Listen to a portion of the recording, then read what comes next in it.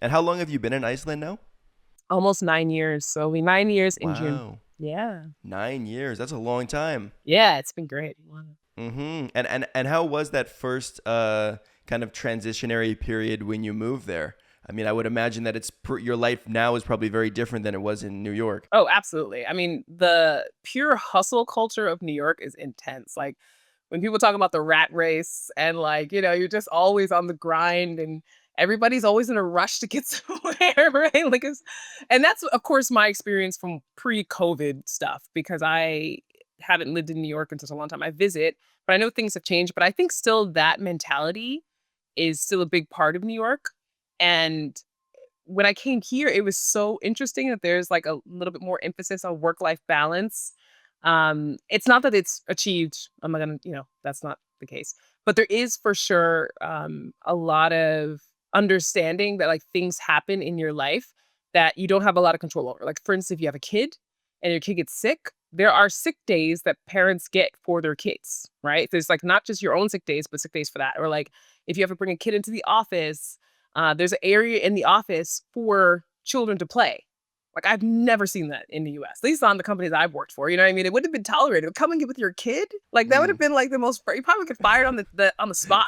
So like, right. there's Mm. just like much more laid back. Like it's also I've never in the United States been in a hot tub with my coworkers, whereas like in Iceland that is totally like reasonable thing. Like that's not strict That's at your all. lunch break. No, not the lunch break, but like, we would have like trips or something, and it's like, oh yeah, we'll get in the hot tub, and it's like, are we like all of us? It's weird. So at first it was weird, but then it became Yeah. not. Yeah, and then like summertime. So in Iceland, summer is not guaranteed. So like in other places, like in places where I have like different seasons, and you know that when summer comes, okay, it's gonna be hot, it's gonna be this. In Iceland, first of all, it doesn't really get hot. It's like a high of 60, maybe if 60 degrees Fahrenheit. And then it will be maybe cloudy, really rainy. Like there's just no absolutes that summer will come. And we had an example of that last summer. So when I moved, I was unaware of this, and I was working in the office. I moved in June of 2016. So I'm working, and then it was like nice weather in July or something, and people were leaving early, like 3 o'clock in the afternoon. And they're like, "Oh, we got to take advantage of the good weather." Like, "Oh, you should go." And I was like, "I'm not leaving. What are you talking?" You know what I mean? Like, I just thought it was so crazy because my New York mentality is like, "No, I'm here." First of all, I'm new, but also like, "No, like, what do you guys? This is so lazy and weird." And so I had a lot of judgments until first of all, winter came along and it's really dark, and you're like, "Oh, well, you should take advantage of it." And then the next summer was not a nice summer, and then I got it. I was like, "Oh, I haven't really seen the sun in like 3 weeks. It's been so cloudy and rainy." And so, yeah, your mindset has to change in order for you to adjust. Like if you lock into like what you believe is best from where you come from, you often miss the ability to, from a perspective of the people that are here, like why it is the way it is. Obviously, things could be adjusted for more efficiency everywhere. Nowhere is perfect. But I give it to Icelanders when they're like, it's a nice day, use it. And I'm like, okay, I'm gonna do it. Mm-hmm. So Sure. And then I guess a part of integrating into a culture is also being open to those changes, like you said, and not just staying with your mentality that you grew up with. Because I mean, the reason we move to other countries is to get out of that anyway, right? If you have the New Yorker mentality or the Canadian mentality and go to a different country, well, I might as well just be back where you started, right? yeah, yeah, and often people do get stuck in that, and I think it's a coping mechanism at times because they don't wanna feel, so foreign, and, the comparison wars get a little tiring at times because it's like, we're not there though. Like, you know what I mean? We are here, so we have to kinda take Mm, it from where we are, sure. and I don't argue with people about these things. Everyone's entitled to their opinion. I just personally think that, like you said, coming with an open mind, being flexible. It's in my nature to be flexible, though, meaning to, because I'm very curious, but I also realize plans can change. So I'm not needing for it to be exactly this plan to work out. That has helped me a lot because in Iceland, plans are often changing a lot because of the weather or whatever else. And like the unofficial slogan in Iceland is "Þetta which means it'll all work out. But it's like, is it working out right now? Probably not. It doesn't feel like it. And You Mhm. just kinda gotta hold on, like, we just don't know how it's gonna end, but it will be okay. Was there any culture shock for you when you first moved to Iceland? Definitely. I mean, people have talked about it with other Nordic nations, but when you have a baby and you wrap the baby up in the cart, like a baby carriage, and you leave them outside to take a nap in the cold, and it's like, "What?" Right? And it doesn't always even have to be outside the door, but I remember we were visiting, like, with my mother-in-law at the time in her apartment. She lived in a seniors, like, over 65, and so they left the kid in the hallway, right?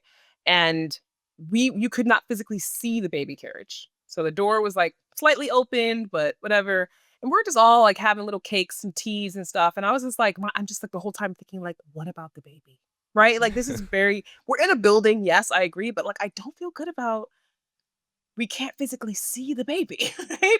And the mom, magic nothing happened, obviously, but this just, like, really just it was hard for me to understand and to, um, assimilate to that, right? And then I think also in general, like, as I've learned Icelandic, and that's been a really interesting journey, to be honest. That culture shock of the way the language sounds. I remember my first day, they were introducing me to, like, people who worked in the office, and they're like, "Oh, and this is Arnbjörg, and this is, like, Elborg." And I'm like, "What the like, how am I supposed first of all, what are these names?" Like, they just, like I had to because like, my ex's name is Gunnar, but, like, in the United States, they call him Gunner, right? So it was just like, "Okay, whatever." But now it's like, I didn't know it got this complicated. Now am I supposed to remember these people's names? You're like, are you guys just making these names up or And, like, they're ancient names, a lot of them, they've been around for, like, really long time, and so and Icelandic is very archaic as well, and so it's just, like, it was really fascinating getting used to the idea of hearing these sounds. It was shocking to me to hear myself practicing and hear myself sounding foreign to myself, like, my own voice sounding foreign because the way that it was, like, trying to make these noises or, whatever. So, yeah, there's a lot of different things. The winter, 4 hours of daylight is our shortest day, and that was again, visiting, no problem. But when you live in it and you see how fast it approaches when the days are getting shorter, and then all of a sudden it's just like, "Oh, you're going to work, it's 9 o'clock in the morning." It's dark when you get to work, and it's dark when you leave. Right? So there's only a few hours in the day. There's 4 hours in the day or 5 hours in the day during, like, the thick of winter where you're actually seeing the sun, maybe. You might not physically see it, might be high clouds, and so you're just living your life in darkness. And I was like, "That sucks." Right? Like, and then there was windstorms, and I could feel, like, my emotional I had an emotional turbulence at the time. This is my first year, and we were also living in an apartment that had, like you could hear the wind really well because we were up high, and, like, I was just like, "I really feel like I'm having an emotional time right now with the wind." The wind is blowing my emotions all over the place, and it's dark, you know? And my first winter, I remember this so well because I was like, "You gotta be kidding me." So winter is supposed to be over. It was May, and then for, like, a week, it was off and on snowing, and I was like, "Get out of here, come on, why is this even possible? It's May," Like, it's just not normal behavior, and so my brain was just shook. That was a really tough first winter. I did fine because I had a job and I was, like, busy doing things, but I was also noticing changes in me, like my body trying to acclimate and trying to find its own balance with all of this because it was so foreign and so different to have it continuously.